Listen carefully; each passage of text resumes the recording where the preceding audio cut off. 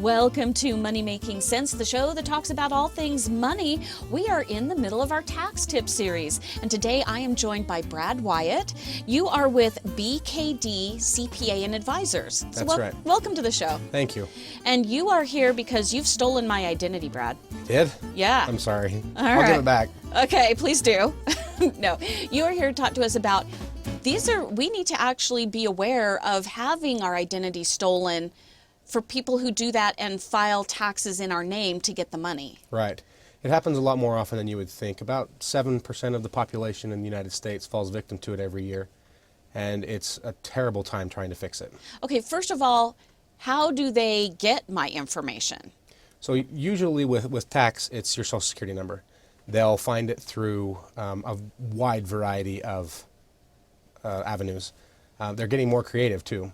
So usually they'll find your Social Security number from anything, a bill that you throw away that may have it on there, an old tax return that you have. Sometimes they can make it up. And sometimes they can break into Equifax and take our information that way. Yes, some of the companies that you do business with, right. They have all of your personal information, and when there's a data breach, you're in trouble. Okay, so somebody has broken in to wherever, my doctor's office, got into their computer system. They stole my Social Security number and my name, and they even have my address. And they make up a fake tax return that shows they're going to get a bunch of money back. Right.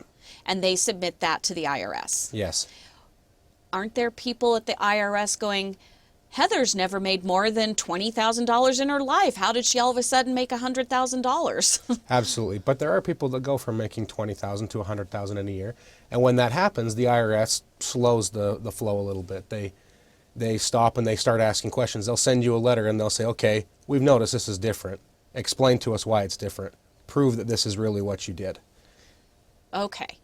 Will they call me on the phone? No. The IRS will never call you to start with. They will always send you a letter. And when you get a letter from the IRS, it's nothing to panic about. A lot of people think, oh, the IRS, it's over now. It's not. You can relax. The best thing to do is to call a professional. Find a CPA or even an attorney that knows how to deal with the IRS and have them look at it. Most of us will look at it and tell you, yeah, this is something that you need to pay attention to, or this is fake, and you can just throw it in the trash. Okay, so what if I'm one of those people that I actually make about $75,000 or $80,000 a year, and the scammers have sent in that $100,000 income, and they're made it up so that they're going to get a really big refund back? That might be close enough to if I had gotten a significant raise or changed jobs or something that it may not flag anybody at the IRS. So they send the scammers, their, I don't know, $10,000 or whatever amount they think they're going to get. And that happens a week or two before I file my true income tax. What happens then? So when you go to file your return, if you file it electronically, it will automatically reject. If a Social Security number has been used on a tax return, even kids, if you try and file with a Social Security number that has already been used, it rejects, it comes back and it says, yeah, you can't send this in, somebody's already done it. That's usually the first indicator to a tax preparer or to a CPA that something is wrong.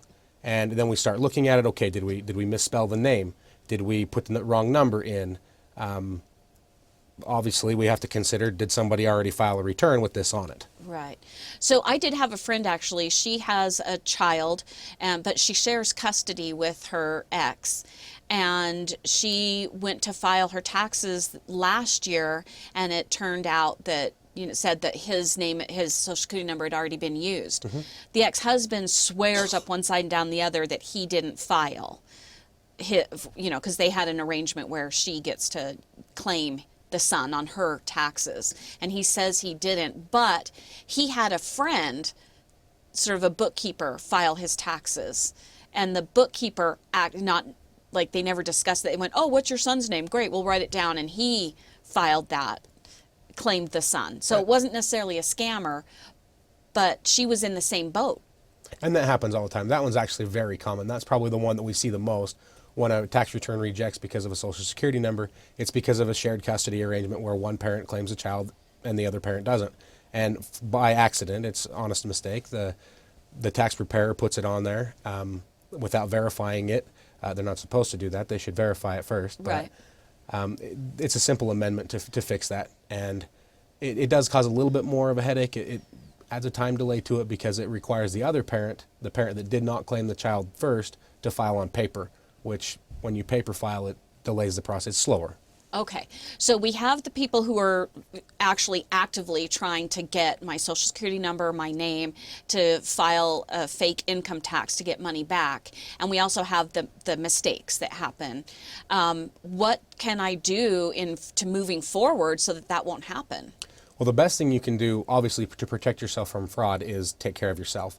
Your identity belongs to you and you alone, and it's private. You should keep it as private as you can.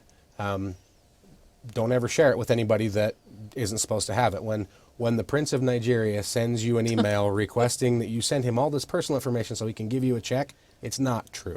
But he's in trouble. I know he is, but let him stay in trouble. It's not your fault. Okay. So that's the biggest thing, is just protect yourself. Don't be foolish with your information. You wouldn't do that with cash. Why would you do that with your social security number? You need to treat them the same. Because once it's gone, and it's very difficult to get it back. Another thing that people can do, you can actually buy insurance for identity theft protection purposes.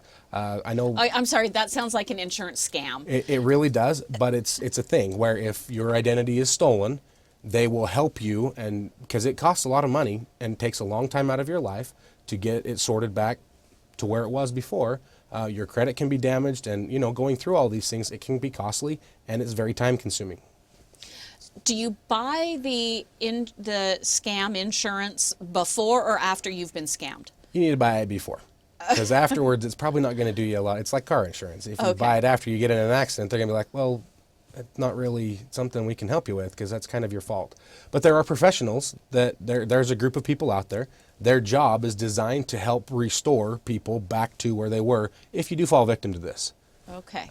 It's never something that anybody is looking for or that they want to have happen to them, but unfortunately it does. Okay. So if I have been scammed on my taxes and that happens and I get the bounce back that says, sorry, we can't give you a refund, do I ever actually get my refund? Oh yes, the IRS is not in the, I know that the IRS gets a pretty bad name, but they're not in the business of keeping your money. The IRS is very good at refunding your money when they can actually determine that it is your money. Even if they've already given the money to somebody else? Yes. They will go after that other person to try and get it back from them. And then what do I do in future with the IRS to prevent somebody else from filing a tax return ahead of me? Absolutely. If you ever feel that you are a victim of identity theft, if your identity's ever been compromised, any of your personal information has been compromised, you can actually go to the IRS website. They just set up, I believe it was about a week ago, maybe a couple weeks ago, they rolled out a new website. I wrote it down. It's irs.gov/identity-theft-central. And this website is specifically designed for people things to look for, what to do when it happens, how to protect yourself before it does happen. And so you can get all this information there. If it is compromised, the IRS will issue you what's called an IP pin, identity protection pin, and they send it to you every single year. You only get one. But it changes every year. So they'll email you, or they'll send you a letter in the mail. That's the IRS's first form of communication. Okay. And it will have a 6-digit code on it. And this code you add to your tax return, and it proves that you are actually you. So when you file your return, you have to have that PIN number on your return. If you don't, it will reject. So when the scammers go to file your return again, they're going to file it every year they can. And all of a sudden you've got this number and it starts rejecting on their end. That's how the IRS is helping to fix it. All right. Anything else we need to know about IRS scams and how to protect ourselves? IRS scams and how to protect ourselves. Yeah, the IRS, like we talked about before, the IRS is not going to call you. They're never going to demand payment up front. They're never going to demand payment by credit card. They're not going to call your grandma and say that you're kidnapped in Canada. That actually happened to me personally. Oh my gosh.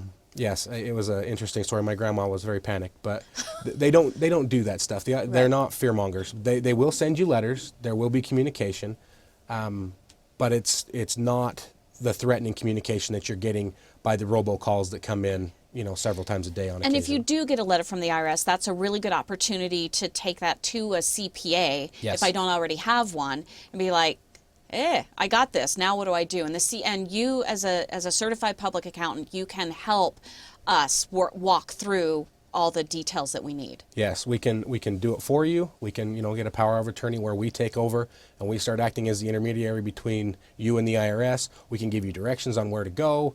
Most of the time we can tell you pretty much what, and sometimes they're confusing. We can tell you what the IRS is actually after. Okay. Because sometimes those letters are it's government speak. It's right.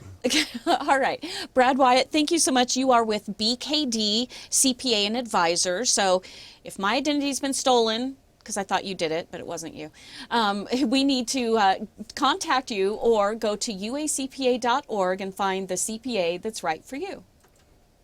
Thanks for being a Money Making Sense listener. Follow your common sense on the social media. Money Making Sense on Facebook, Twitter, and Instagram.